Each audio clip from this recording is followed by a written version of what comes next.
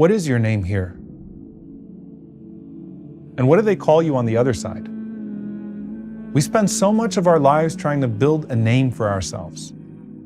From a young age, there's this desire to be remembered, to make sure that when people mention us, it's with admiration. Psychology even tells us that your name is actually your strongest stimulant. Everyone wants to hear their name. Think about how excited people get to see their names get honorable mention by their favorite star or on their favorite show or on some sort of plaque or certificate. But have you ever thought, what's my name with Allah? What's my reputation amongst all the angels all around me and the souls that have gone before me? Is it possible to actually have a different name there than the one we have here? Do I have a title in front of my first name? Or maybe a quality in place of my last name that they call me by? And when do I find this all out? In one of the du'as of the Prophet ﷺ, he says about Allah's names, أسألك بكل اسم هو لك سميت به نفسك أو أنزلته في كتابك أو علمته أحد من خلقك أو استأثرت به في علم الغيب عندك. I ask you, O Allah, by every name that you have named yourself, or every name that you have revealed in your book, or every name that you have taught to any one of your creation, or every name that you have kept onto yourself in the knowledge of the unseen that is with you alone. Meaning there are names that Allah has that perhaps He has taught to another creation other than us. Maybe His angels know Him by other names beyond. And there are names that Allah has kept in the unseen that He is called upon that we still don't even have access to. So we know Ar-Rahman, Ar-Rahim. But imagine the many beautiful names that we haven't even heard yet. Our Prophet ﷺ also had many names. He said, Inna li asma, I have several names. I am Muhammad, I am Ahmad, I am Al-Mahi, the eraser by whom Allah erases disbelief. And I am Al-Hashir, the gatherer, at whose feet the people will be gathered on the Day of Judgment. And I am Al-Aqib, the last, after whom there will be no other prophet. And in another narration, he said, sallallahu alaihi wasallam, وَنَبِيُّ التَّوْبَةِ وَنَبِيُّ الرَّحْمَةِ, I am the prophet of repentance, and I am the prophet of mercy. Now some of these names were given directly to him by Allah subhanahu wa ta'ala, like Muhammad and Ahmad. But other names, like As-Sadiq, the truthful one, or Al-Amin, the trustworthy one, these were earned throughout his remarkable life, sallallahu alaihi wasallam, with his blessed character. Allah says about Yahya, the son of Zakaria alayhi salam, Ismuhu Yahya, lam naj'al lahu min qablu samiyya. I have named him Yahya, and that name was not given to anyone before him. This was a glad tiding both of Yahya's character, which would be defined by haya, modesty, as well as a glad tiding that he was going to be a shaheed, since Yahya means life, and the shuhada are ahya, the martyrs are alive. But those are prophets. What about the rest of us? The Prophet ﷺ said, مَا مِنْ عَبْدٍ إِلَّا وَلَهُ صِيتٌ فِي السَّمَاءِ. There is not a servant of Allah except that they have a sleet, which means a name or a reputation in the heavens. Now the first manifestation of that hadith is definitely referring to the reputation you have, because the Prophet ﷺ went on to say that if you have a good reputation in the heavens, it descends to those on earth. And if you have a bad one in the heavens, it also descends to those on earth. But what if that reputation doesn't just come with the name your parents gave you, but the name your deeds earned you? There's a beautiful story about Umar ibn Abdul Aziz rahimahullah that gives us some incredible insight into this. Umar radiallahu anhu says that one night I saw the Prophet ﷺ in a dream in a green meadow. And he said to me, you're going to take charge of my ummah's affairs. And when that time comes, do not spill the blood of the people. فَإِنَّ إِسْمَكَ فِي النَّاسِ عُمَرٍ وَاسْمُكَ عِنْدَ اللَّهِ جَابِرٌ. For your name among the people is Umar, but your name with Allah is Jabir, which means one who mends together and brings comfort. And subhanAllah, as far as human names are concerned, being Jabir, which is one who brings comfort as a leader, is the opposite of being a Jabbar, which is a tyrant. But think about the implications of this dream for us. Umar was already named Umar after his grandfather in hopes that he would be like him. And he was. But then Allah puts him in a situation to where he could unlock another name. And sometimes Allah will put you in a place to where you can unlock a new level or a new name for yourself as well. But you have to earn it.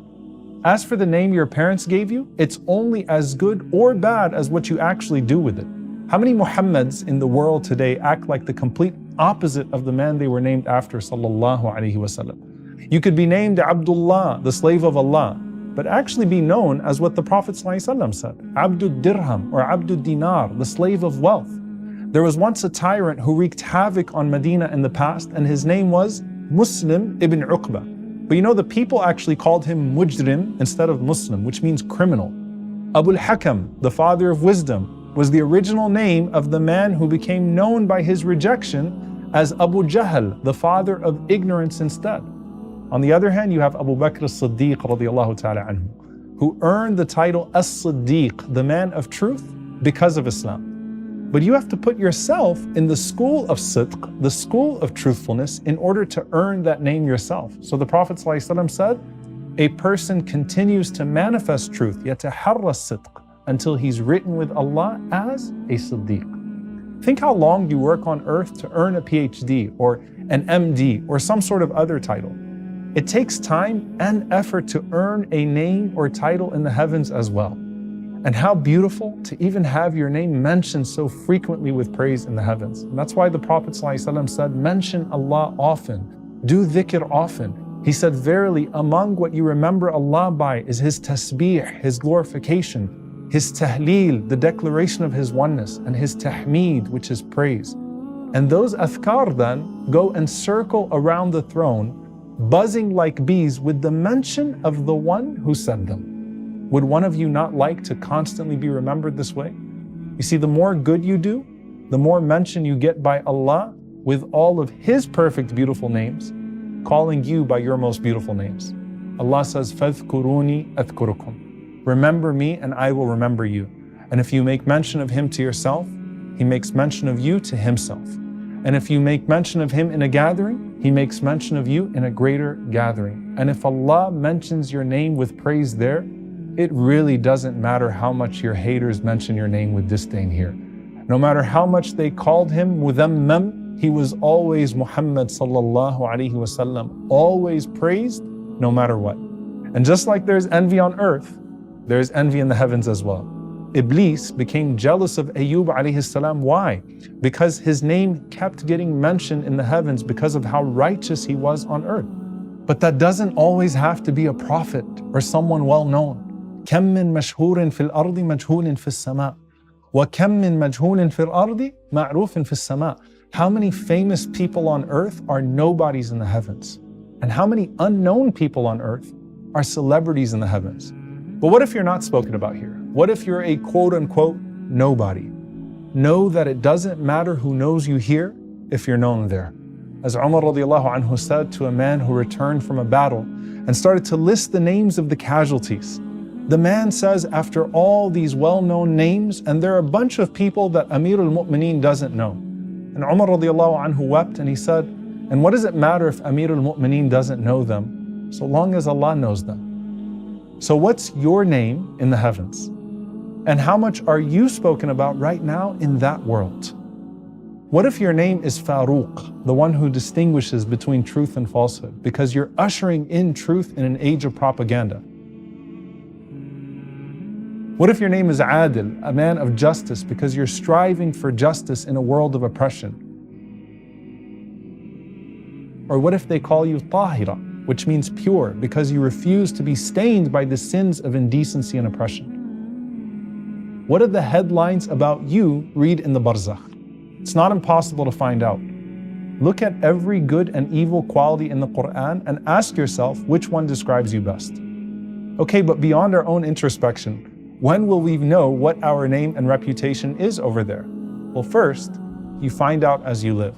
It was said to the Prophet ﷺ, what do you think of a man who does good deeds and people praise him for those good deeds? He said, ﷺ, تِلْكَ عَاجِلُ بُشْرَ الْمُؤْمِنِ. They are early glad tidings for a believer. And then your janazah comes, where the witnesses of the earth testify to who you were here. If today was the day of your funeral, and people were speaking about you, What quality would everyone mention of you that's actually true of you? Because the Prophet ﷺ said, you are the witnesses of Allah on earth. Antum shuhada'ullahi fil ard. Then after your janazah, your soul gets to hear it for itself. When we die, we will be called by those nicknames based upon what Allah knew of us and informed the heavens about us.